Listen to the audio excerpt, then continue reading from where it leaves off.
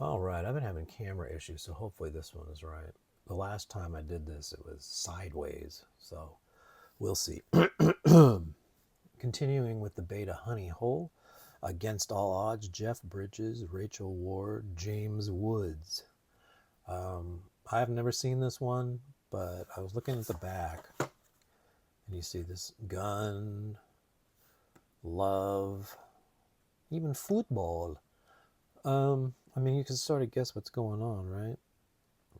I remember Ward was famous for spicy movies, so I'm sure there's some spice in here too. Most people probably remember this for the Phil Collins song, Against All Odds. I think that was a big hit for him. There we go. Dot, dot. I don't think this was ever a rental because those are factory stickers. Look at that one. That one wants to leave town. Against All Odds. So weird how this, I'm taping this on my phone because that's the best camera I have, but if that angle doesn't switch, then everything is sideways. I don't understand why it's not more intuitive. Everybody's heard of this. Fatal Attraction, Glenn Close, Michael Douglas. You know, listen. You're going to go have an affair. You better be careful of who the other one is, because this chick here didn't like being treated disrespectfully, so then she got disrespectful. The famous rabbit scene. Michael Douglas, always in trouble. Look at that. Now that clearly was never a rental. That is in perfect condition. No stickers. Dot, dot, dot, beep. That's a good one. Ah, yes. The Ghostbusters. Look at that. Look at the shape that's in, too. Just gorgeous. Famous scene there. The real star, Slimer.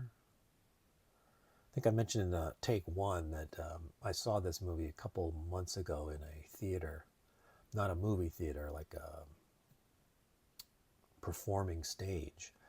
And they had an orchestra, a complete orchestra on the stage, and then above them was a movie screen. And then they played the movie with the score taken out of it. And then the musicians played the score right in front of you. And you know what? It was way better than it sounds. If you get an opportunity, you should check that out. Pretty interesting.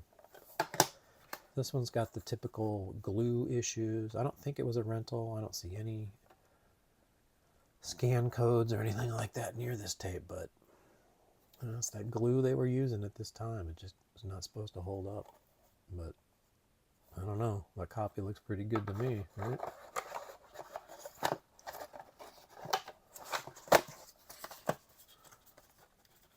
Noisy, noisy, noisy. All right, Burt Reynolds. You'll see that toupee anywhere. Stick. I don't know anything about this movie. I've never seen it. But just looking at that, well, what do you think? 80s, one-man army. That's what I see. Ernest Stickley is an ex-cop. They're always ex-cops, just so you know, or special forces, or SEALs, whatever it is. His former cellmate is murdered during an illicit payoff. So yeah, it's essentially, it looks like a revenge movie. I'll watch that. This one here is clearly a rental because there's that thing, but it's in pretty good shape. This thing is fading just because of time, depending on the materials they used. But I'll check that out. That might be a good brain off afternoon. A Change of Seasons. She may be 20 and gorgeous, but I have not yet begun to fight. Now, what in the world could that mean? Who's in that? Michael Brandon, Mary, Beth Hurt, I heard of her. Bo Derek, yeah. Anthony Hopkins. How do you like that? Hannibal Lecter. And Shirley MacLaine, who's very in touch with the spirit world, I hear. Boy, that's a little beat up there, huh? Yeah, I wonder what's going on here. I'll have to watch that. I like it when I find these ones I've never heard of. So I don't know. I'd be interesting anybody out there that saw this. Boy, that didn't want to come out of there. Somebody commented on that Tom Skerritt movie I did in the last video that remembered watching that and was happy that I brought back a lot of memories for them by seeing it. I'm curious if anyone used to watch this one. I mean, the Tom Skerritt one was guns and stuff like that, so I sort of get that, but sort of this kind of, I don't know, this one looks like a grab-ass movie to me, but don't know. That tagline, man. Woof. Ah, yes. Now we're here at cinema's finest. Amityville 3D, the brother or sister movie to Friday the 13th, Part 3 3D. My favorite part of this box here is the home video version, not in 3D. That's funny to me. I mean, I don't know how they do it. They get the glass. I remember we used to get like, for special events, they would give you the 3D glasses at like 7-Eleven and stuff. I think Moonlighting did that. I can't remember. Anyway, the most evil house on earth and its legacy of horror. But if you look closely here at what they're saying, they're talking about state-of-the-art special effects. Now, when you say that, and then you show a picture of this guy here with a rubber mask with whatever this is, this looks like cheese ball. Now, I know you have to forgive because of the time, but don't say state-of-the-art, please. I know what I'm getting into with an Amityville 3D. You don't need to tickle my ass with a feather. There you go. This one was a rental, clearly. Well, it's in pretty good shape, though.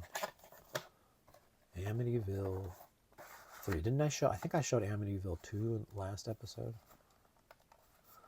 Now we're getting all the Amityville excitement. Oh, yes. Hello, ladies. Staying Alive. The sequel to Saturday Night Fever. Let's see who's in this.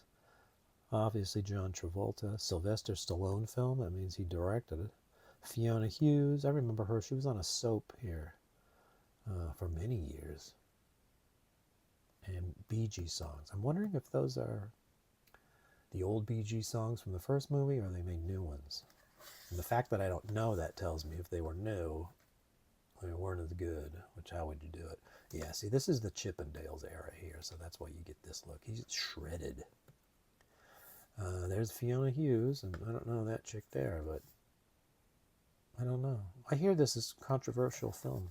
Many people didn't like it because it strayed so far off. I don't know. I wouldn't know anything about it. Clearly, this was not a rental. In great condition, no sticker there. That's a factory sticker. It's a good one. As far as condition-wise, I couldn't tell you about the movie. I haven't seen it. And then we're down to the trifecta. So, boom. Godfather. Some say the best film ever made. They always say Godfather, Citizen Kane, something like that.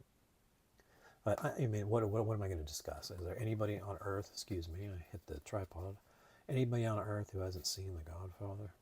Or at least have heard of The Godfather? And The Godfather doesn't want to come out of this case.